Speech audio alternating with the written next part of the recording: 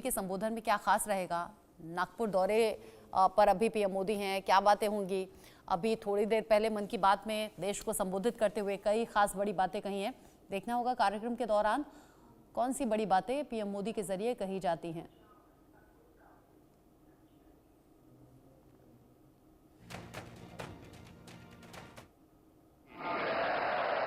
भारत माता की गुढीपाडव्याच्या आणि नवीन वर्षाच्या आपल्या सर्वांना अतिशय मनपूर्वक शुभेच्छा।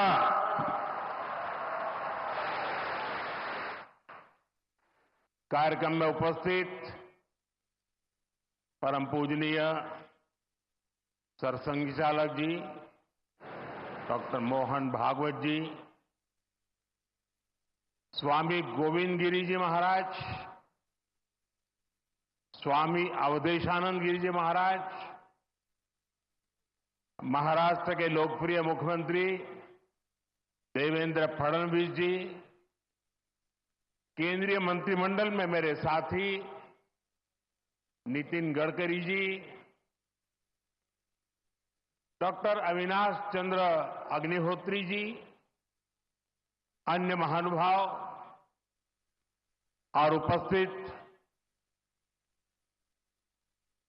सभी वरिष्ठ साथी,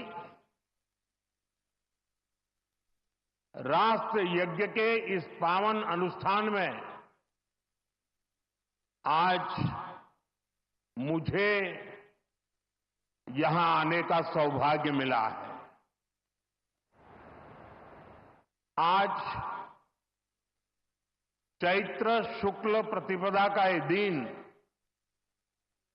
बहुत विशेष है। आज से नवरात्रि का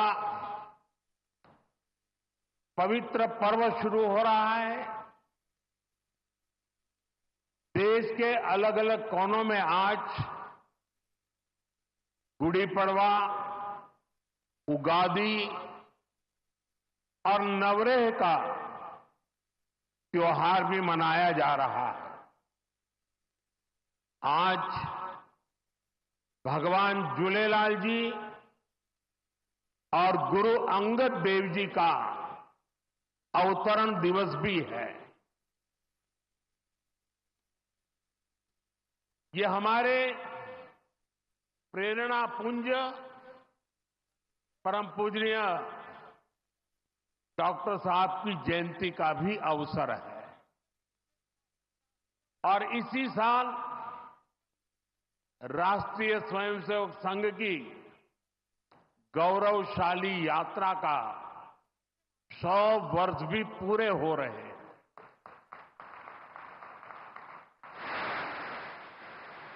आज इस अवसर पर मुझे स्मृति मंदिर जाकर पूज्य डॉक्टर साहब और पूज्य गुरुजी को श्रद्धांजलि अर्पित करने का सौभाग्य मिला। साथियों, इसी कालखंड में हमने हमारे संविधान के 75 वर्ष का उत्सव भी मनाया है।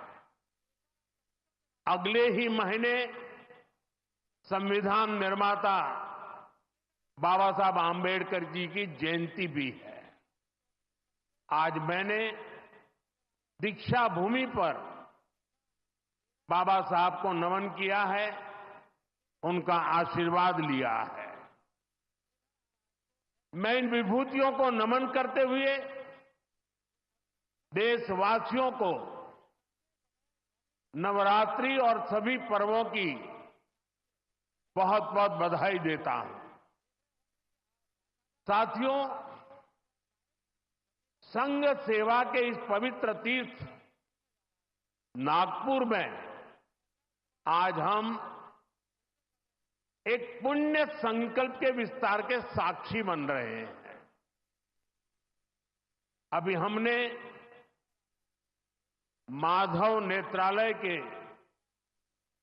कुल गीत में सुना अध्यात्म, ज्ञान, गौरव, गुरुता का ये अद्भुत विद्यालय, मानवता रत यह सेवा मंदिर, कण कण में देवालय। माधव नेत्रालय एक ऐसा संस्थान है जो अनेक दशकों से पूज्य गुरु जी के आदर्शों पर लाखों लोगों की सेवा कर रहा है। लोगों के जीवन में रोशनी लौटी है। आज उसके नए परिसर का शिलान्यास हुआ है। अब इस नए परिसर के बाद इन सेवा कार्यों को और ज्यादा गति मिलेगी। इससे हजारों नए लोगों के जीवन में प्रकाश फैलेगा, उनके जीवन का अंधकार भी दूर होगा। मैं इस सेवा कार्य के लिए माधव नेत्रालय से जुड़े सभी लोगों को उनकी कार्य की, उनके सेवा भाव की सराहना करता हूं और मेरी तरफ से अनेक अनेक शुभकामनाएं देता हूं। साथियों, लाल किले से मैंने सबके प्रयास की बात कही थी। आज स्वास्थ्य के क्षेत्र में देश जिस तरह काम कर रहा है, माधव नेत्रालय उन प्रयासों को बढ़ा रहा है। देश के सभी नागरिकों को बेहतर स्वास्थ्य सुविधाएं मिले, यह हमारी प्राथमिकता है। देश में गरीब से गरीब को भी अच्छे से अच्छा इलाज मिले, कोई भी देशवासी जीवन जीने की गरिमा से वंचित न रहे। अपना जीवन देश के लिए दे चुके बुजुर्गों को इलाज की चिंता उनको सताती न रहे, उस परिस्थिति में उनको जीना न पड़े। और ये सरकार की नीति है। और इसलिए आयुष्मान भारत के कारण आज करोड़ों लोगों को मुफ्त इलाज की सुविधा मिल रही है। हजारों जन औषधि केंद्र देश के गरीबों को, मध्यम वर्गीय परिवारों को सस्ती दवाएं दे रहे हैं। इन दिनों देश में करीब 1,000 डायलिसिस सेंटर जो मुफ्त में डायलिसिस की सेवा का एक यज्ञ चला रहे हैं। इससे देशवासियों के हजारों करोड़ रुपए बच रहे हैं, उनको स्वास्थ्य लाभ हो रहा है। बीते 10 साल में गांवों में लाखों आयुष्मान आरोग्य मंदिर बने हैं, जहां से लोगों को देश के सर्वश्रेष्ठ डॉक्टरों से टेली मेडिसिन से कंसल्टेशन मिलता है, प्राथमिक इलाज मिलता है और आगे के लिए सहायता होती है। उन्हें रोगों की जांच के लिए सैकड़ों किलोमीटर दूर नहीं जाना पड़ रहा। साथियों, हमने न सिर्फ मेडिकल कॉलेजों की संख्या में 2 गुना वृद्धि की है, लेकिन हमने देश में ऑपरेशनल एम्स की संख्या भी 3 गुना बढ़ाई है। देश में मेडिकल सीट्स भी 2 गुनी हुई है। प्रयास यही है कि आने वाले समय में लोगों की सेवा के लिए ज्यादा से ज्यादा डॉक्टर्स और अच्छे डॉक्टर्स उपलब्ध हो। एक बहुत बड़ा साहसिक निर्णय हमने किया। आजादी के बाद पहली बार हुआ, इस देश का गरीब का बच्चा भी डॉक्टर बन सके, उसके सपने पूरे हो सके। इसलिए विद्यार्थियों को अपनी मातृभाषा में डॉक्टर बनने की सुविधा हमने उपलब्ध कराई। आधुनिक चिकित्सा विज्ञान से जुड़े इन प्रयासों के साथ ही देश अपने पारंपरिक ज्ञान को भी आगे बढ़ा रहा है। हमारे योग और आयुर्वेद, इन्हें भी आज पूरे विश्व में नई पहचान मिली है। भारत का सम्मान बढ़ रहा है। साथियों, किसी भी राष्ट्र का अस्तित्व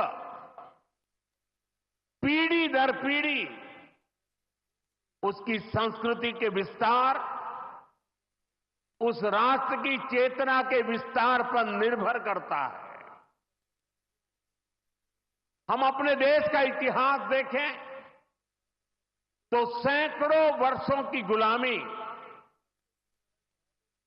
इतने आक्रमण,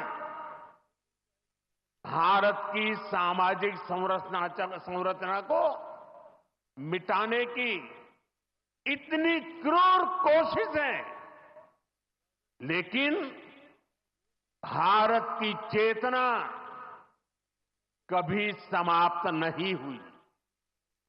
उसकी लौ जलती रही। ये कैसे हुआ?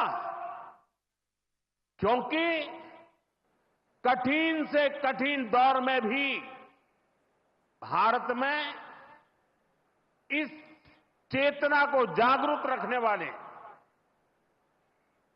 नए नए सामाजिक आंदोलन होते रहे। भक्ति आंदोलन उसका ये उदाहरण, जिससे हम सब भली भांति परिचित हैं। मध्यकाल के उस कठिन कालखंड में हमारे संतों ने भक्ति के विचारों से हमारी राष्ट्रीय चेतना को नई ऊर्जा दी। गुरु नानक देव, कबीरदास, तुलसीदास, सूरदास, हमारे यहां महाराष्ट्र में संत तुकाराम, संत एकनाथ, संत नामदेव, संत ज्ञानेश्वर, ऐसे कितने ही संतों ने हमारी इस राष्ट्रीय चेतना में अपने मौलिक विचारों से प्राण फूंके। इन आंदोलनों ने भेदभाव के फंदों को तोड़कर समाज को एकता के सूत्र में जोड़ा। इसी तरह स्वामी विवेकानंद जैसे महान संत भी हुए। उन्होंने निराशा में डूब रहे समाज को झकझोरा, उसे उसके स्वरूप की याद दिलाई, उसमें आत्मविश्वास का संचार किया और हमारी राष्ट्रीय चेतना को बुझने नहीं दिया। गुलामी के आखिरी दशकों में डॉक्टर साहब और गुरुजी जैसे महान व्यक्तित्वों ने इसे नई ऊर्जा देने का काम किया। आज हम देखते हैं राष्ट्रीय चेतना के संरक्षण और संवर्धन के लिए जो विचार बीज 100 साल पहले बोया गया, वो महान वटवृक्ष के रूप में आज दुनिया के सामने है।